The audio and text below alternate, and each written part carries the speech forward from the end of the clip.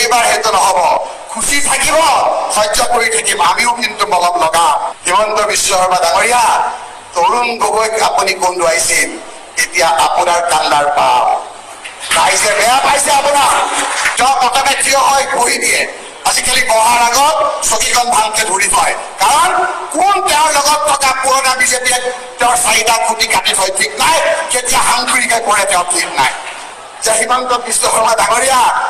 আপোনাৰ জালত মই ভৰি নিদিওঁ মোৰ মনটো আপুনি ভাল লগাব নালাগে এইবাৰ এনেকুৱা জাল লক্ষীমলোচনা কৰিব আপোনাৰ দুইখন ভৰি তাত সোমাই জাকত লগাই আপোনাক আপুনি ওলোৱা গৌৰৱ গগৈ ডাঙৰীয়াৰ যোৰহাট সমষ্টি টিমৌ সমষ্টিৰ খবৰ কি আপুনি দিয়ক ৰাইজক হাৰিব বুলি কৈছিল টিমৌ জিকিবৰ কাৰণে আপুনি ডিলিমিটেশ্যনত বনাই লৈছিল টিমৌ ৰাইজে আপোনালোকক প্ৰত্যাখ্যান কৰিলে তাৰ উত্তৰ দিয়ক টিমৌ ৰাইজখিনি অসমীয়া নহয় নেকি বদৰণি ৰাজপথ ডাঙৰীয়া হাৰা মানে